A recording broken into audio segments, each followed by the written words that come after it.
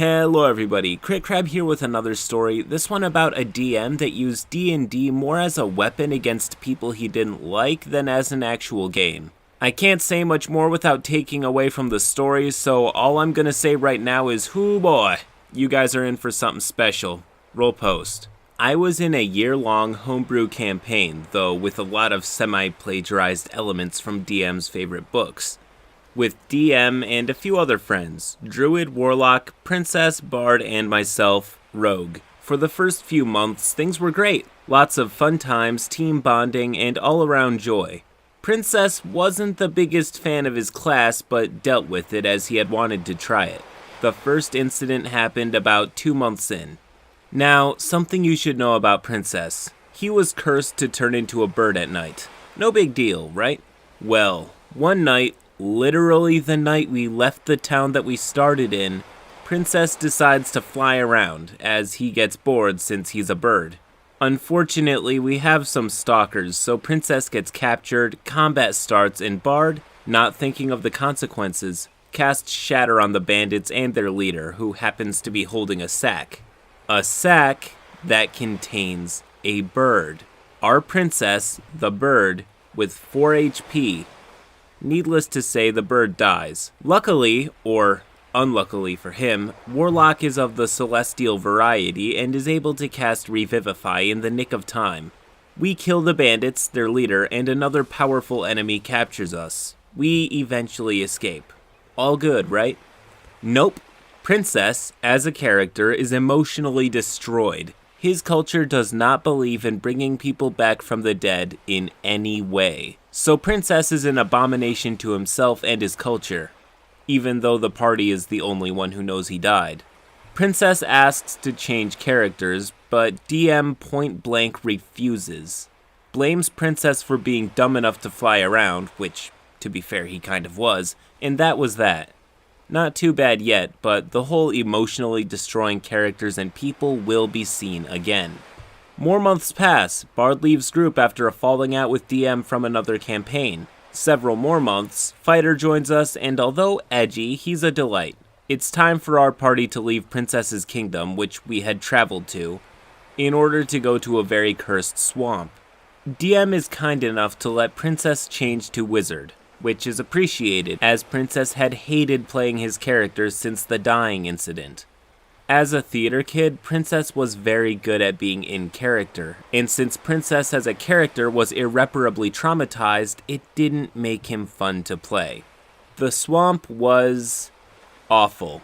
We added another player, Paladin, who was sweet but dumb. Traveling anywhere was a nightmare though. At one point, a single day in-game took 4 sessions, or 1 whole week to complete.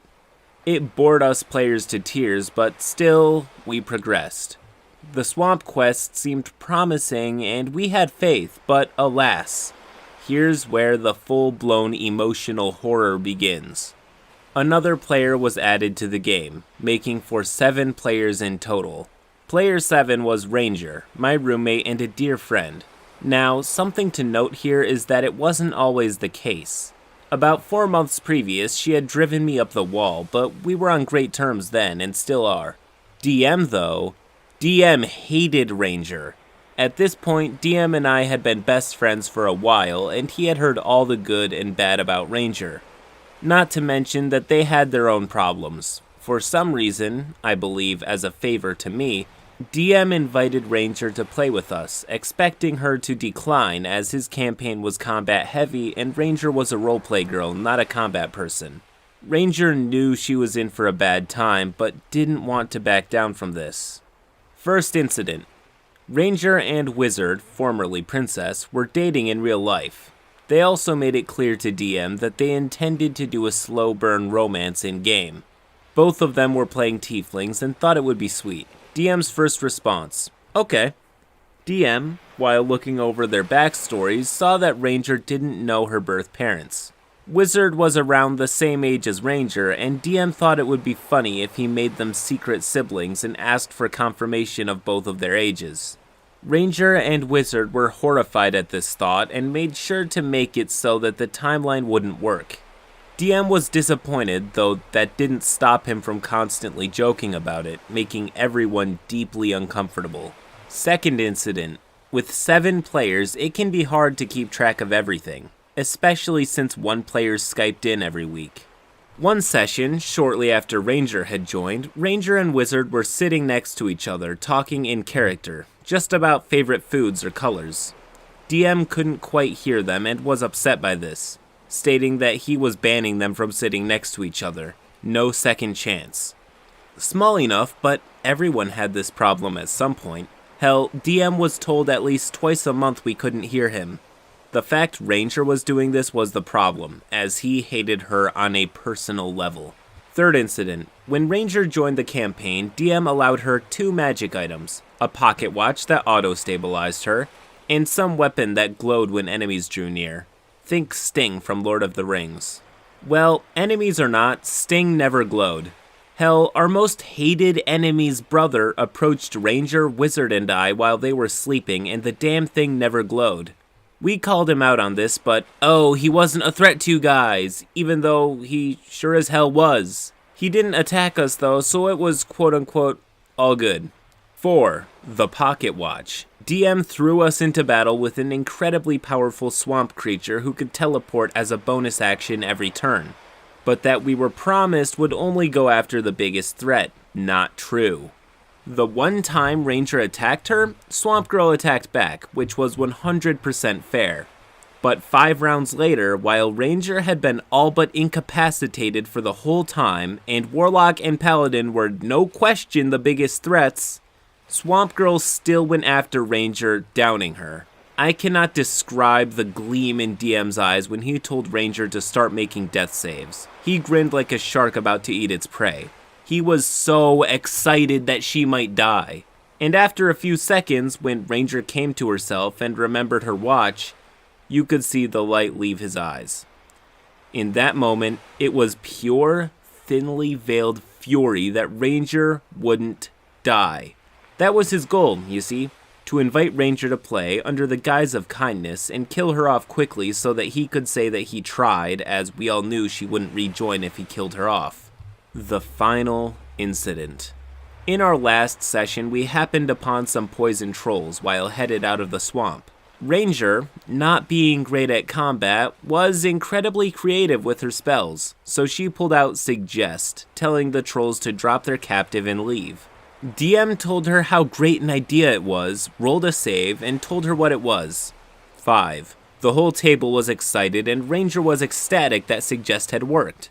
DM then kindly informed us that it was a shame that poison trolls don't speak common. Now, inherently awful? Maybe not, but a dick move in the moment nonetheless. The worst part of it came 2 days later. Paladin, a DM himself, had taken a look at the poison troll stat sheet as he was interested in it. The same one DM had used. In shock of all shocks, they spoke common. Could it have been an innocent mistake? Maybe, in another time. But DM had it out for Ranger in the worst way. Now, where does that leave us? The campaign came to an abrupt halt a week later when DM accused myself and Druid of bullying Fighter and Paladin with no evidence. Fighter and Paladin concurred that no such thing occurred. But that was the final straw for me and DM. We had a severe falling out, and that was that. Campaign over. I could tell you of many more incidents, DM using a character in his campaign to use my personal trauma against me, we love panic attacks, or DM forcing Fighter to multiclass when Fighter did not want to and legitimately bullying him about this. Or DM constantly yelling at our youngest player, Paladin, for taking too long in combat even though he wasn't. Or DM pushing the Druid in character creation for her first time playing to make a much darker backstory than she wanted. Or maybe DM forcing us to kill a child and then blaming us for doing so. We informed him that if he pulled any of that shit again, we were out. Or maybe DM getting annoyed at us if all 6 or 7 players couldn't be at a session. Maybe 2 or 3 sessions out of a 1.5-year game didn't have everyone. I have more stories about DM as a player if anyone would like to hear more, but for now, everyone but Paladin and Warlock have basically stopped being friends with DMs, so thank God, none of us have to put up with this shit again. End post. I, CritCrab, officially revoke this guy's crab license. This DM is too shellfish and a crabomination to DMs everywhere. But jokes aside, if you're so bent in the mind you're gonna go so far as to set up a game of D&D just to pull the rug out from under people you don't like to get some sort of pleasure out of causing them pain, you need to get checked. Seriously checked. Part of me really wants to hear more about this DM and other things he's done, but what happened here was more than enough for me to rate this guy 0.5 out of 10 crabs. Dr. Crab prescribes a good dose of therapy and quitting TRPGs cold turkey. Anyways, if you enjoyed this video, please do leave a like and subscribe to the channel for more stories just like this one. Till next time.